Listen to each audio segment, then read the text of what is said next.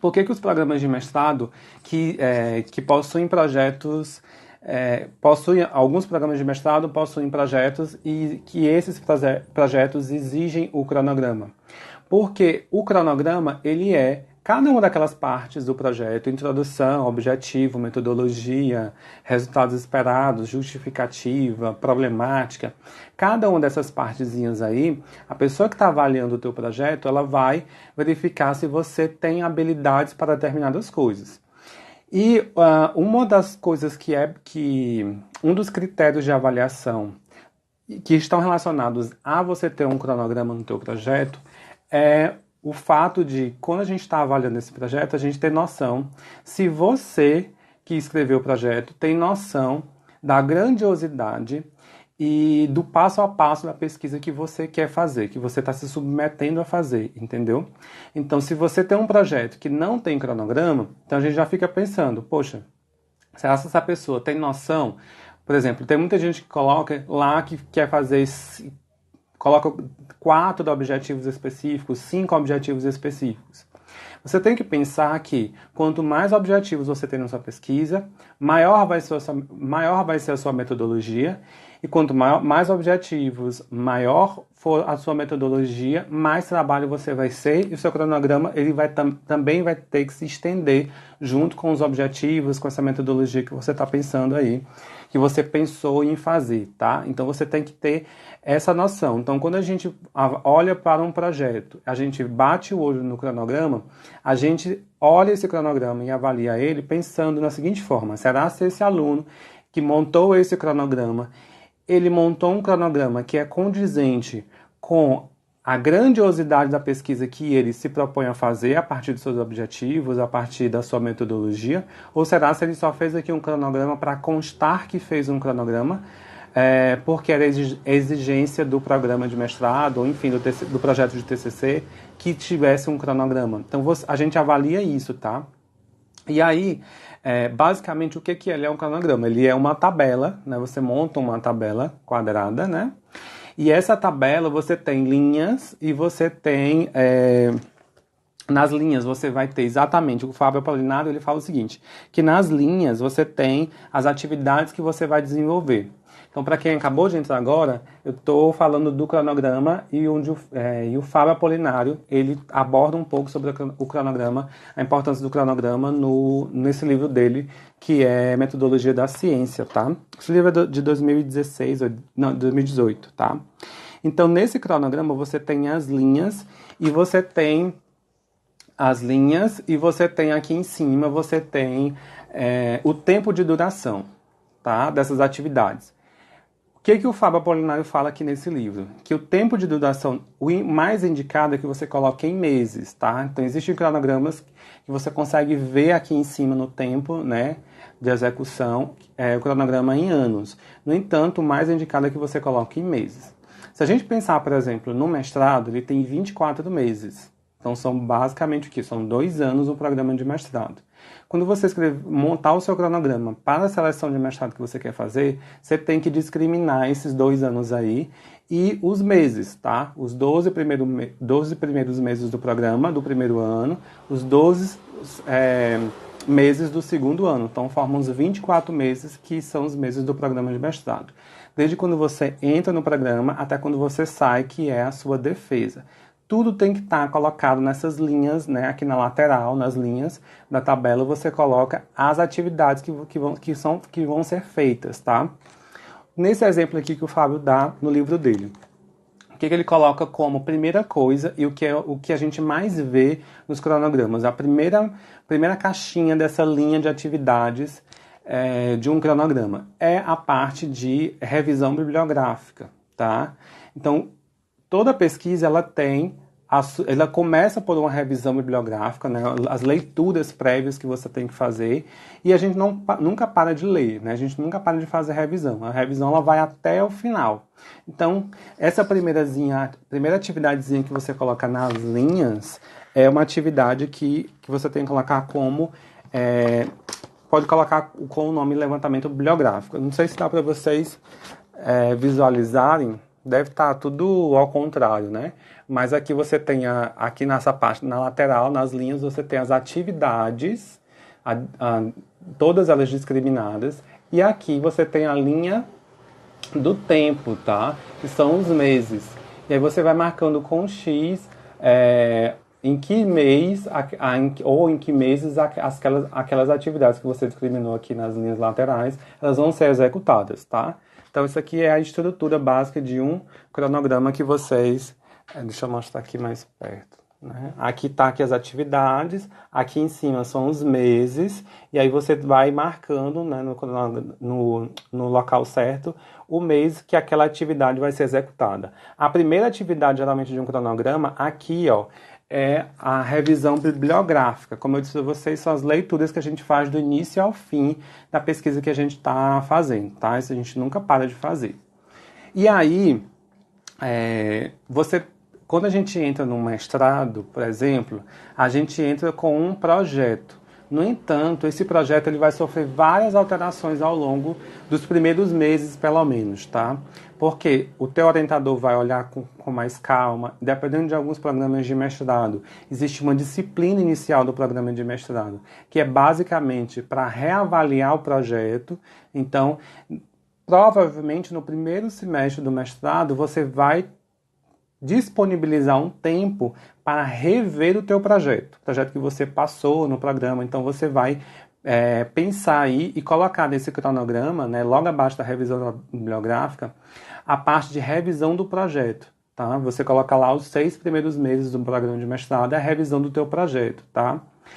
Isso é bem importante. Isso é visto com bons olhos pelo aquele professor que vai avaliar o cronograma do teu projeto quando você está lá na seleção, tá? Porque ele sabe o quê? Que você já tem a noção de como que o programa funciona, de como que as coisas funcionam lá dentro, e noção de que é necessário uma revisão do teu projeto. E aí você já pode seguir depois. Uma das coisas que você também tem que pensar é o seguinte: você tem que eu sempre falo, gente, conheçam o programa de mestrado antes de vocês entrarem, tá? Para vocês não terem aí algumas surpresas. Eu sempre falo isso para vocês. Leiam o edital, procurem manter o network, né? Conhecer as pessoas que já fizeram o programa, para vocês saberem como é que o programa funciona. Então, existem alguns programas de mestrado que possuem 2 tipos de disciplinas. São as disciplinas obrigatórias, tá? Disciplinas obrigatórias. Em alguns programas de mestrado, essas disciplinas obrigatórias podem ter outros nomes, né? Disciplina de base, disciplina de tronco comum, enfim, são disciplinas obrigatórias. E existem também as disciplinas optativas que vocês podem pagar, tá? Então você tem uma carga horária de disciplina obrigatória, que são disciplinas que você não pode fugir, você tem que cursar mesmo. E existe uma carga horária de disciplinas que são disciplinas optativas. Então você tem que saber quais são as disciplinas obrigatórias, quais são as disciplinas optativas. Se você souber disso antes de você entrar no mestrado, se você souber como é que é a logística dessas disciplinas, você pode colocar isso já no teu cronograma, lá naquelas linhas das atividades. Por exemplo, disciplinas obrigatórias, aí você vai dizer lá, colocar lá que nos 12 primeiros meses, marcar os 12 primeiros meses, dizendo que nos 12 primeiros meses, ou seja, no primeiro ano, você vai cursar todas as obrigatórias. Optativas pode ser uma outra caixinha lá das linhas de atividades do cronograma, onde você vai marcar lá, por exemplo, você pode cursar optativa do primeiro semestre até o terceiro semestre, tá? Durante 1 ano e meio, digamos que você vai cursar as disciplinas optativas, então você coloca lá. Então é interessante que vocês, conhecendo o programa antes, sabendo que existem as optativas e as obrigatórias, e já sabendo mais ou menos quais disciplinas você vai cursar ou que você quer cursar em relação às optativas, é interessante que você coloque já nesse cronograma aí, porque, mais uma vez, o professor que vai avaliar teu cronograma, ele vai saber que você estudou o programa antes, que você entrou lá dentro já sabendo como que aquilo funciona, tá? Uma coisa que é muito importante é você colocar no cronograma a parte de coleta de dados, que fica em uma das linhas das atividades, e também a parte de análise de dados, tá? São dois momentos distintos, um momento que você vai coletar os dados e um outro momento que você vai analisar esses dados. Então também é mais dois itens que são obrigatórios nas linhas lá da lista de atividades que você tem que colocar no teu cronograma. A parte de coleta de dados e a parte de análise de dados, tá? E aí, um outro ponto, além disso, coleta e análise de dados, é que é o seguinte, isso vai depender de caso a caso, de pessoa para pessoa, de programa para programa, de pesquisa para pesquisa, né? Por exemplo, existem algumas pessoas que precisam fazer atividades da sua pesquisa dentro de laboratórios, atividades experimentais. Então, isso faz parte do quê? Da parte também de coleta e de análise. Então, se a sua pesquisa possui essa particularidade, que é análise experimental, um trabalho, uma atividade dentro da sua pesquisa, que necessita, sim, de um momento dentro do laboratório, uma parte experimental, daí você discrimina isso também, tá? Então, mas isso vai depender de pesquisa para pesquisa, tá? Então, você coloca lá também essa partezinha experimental nesse momento aí de coleta. Você pode especificar, né, os momentos de coleta ou os momentos de análise. E aí, uma coisa que é fundamental e que algumas pessoas, acho que a maioria das pessoas, né, que é inexperiente, que não sabe como que o mestrado funciona e tal, é o fato de você esquecer de colocar nesse cronograma aí quando que você vai fazer a sua qualificação, tá? O que é a qualificação? O que é isso, qualificação? A gente tem a defesa final, no final dos 24 meses, né, você tem até o 24º mês para defender a tua dissertação de mestrado. No entanto, você passa por um momento de avaliação anterior à defesa final, que se chama qualificação. E aí, por isso que eu disse, conheça o seu programa de mestrado antes, para você saber quando que é a qualificação daquele programa. Alguns programas da qualificação é 8 meses antes da defesa final, da última data para a defesa final, né, do último mês. Alguns programas pode ser 6 meses. Isso vai depender de programa para programa. Então você tem que conhecer, né, como que funciona. Como é que você conhece isso? Você pode ir atrás do regimento daquele programa de mestrado, tá? Professor, onde é que eu encontro esse regimento? Alguns programas de mestrado deixam o seu regimento disponibilizados na internet, tá? Então, alguns programas que têm página, né, site, provavelmente nesse site do programa você vai encontrar lá uma partezinha do site, uma subpágina com o nome tipo documentos. E aí, né, nessa parte de documentos, provavelmente o regimento interno do programa está lá. Por que eles deixam lá? Porque alguns programas possuem muitos estudantes, né? E aí é mais fácil para os estudantes lá do programa, eles acessarem o site, eles baixarem o regimento do programa lá. E aí isso fica acessível para os alunos do programa e qualquer pessoa pode entrar lá no site, baixar e dar uma lidinha rápida. É só você procurar lá pelo nome, né, qualificação, e você vê quando que como está lá no regimento, em que momento é a qualificação daquele programa. Para você colocar no teu cronograma quando que você vai qualificar, para coincidir a qualificação que você colocou no teu cronograma com o período de qualificação que é exigência do programa de mestrado, entende? Então, isso, mais uma vez, quem vai estar te avaliando vai perceber que você fez um estudo prévio do programa, que você não é uma pessoa que entrou do nada e que não sabe como que esse programa funciona. Então, isso já é ponto positivo para você, tá? Sempre isso. Porque pensa, se você colocar lá qualificação, aí o programa ele exige que a qualificação seja 8 meses antes. Aí você coloca lá no teu cronograma que vai qualificar, porque você sabe que o mestrado tem qualificação, mas você coloca lá que a qualificação vai ser 2 meses antes da defesa. Então isso já é um ponto negativo para quem está avaliando o teu cronograma, porque a pessoa vai dizer assim, poxa, ele não tem nem noção do que é uma qualificação. Então a qualificação é um item importante e necessário que deve estar no teu cronograma e você tem que saber quando colocar, qual é o mês que você marca lá com X no teu cronograma, né? Para você não cair nessa pegadinha e você ser avaliado de forma negativa, não conhecendo como que o programa funciona, tá? E aí a última parte do teu cronograma que você tem que colocar a parte de redação e, por último, a defesa, tá? Então, basicamente, um cronograma sucinto, tá? E alguns cronogramas vão depender de pesquisa para pesquisa, de programa para programa.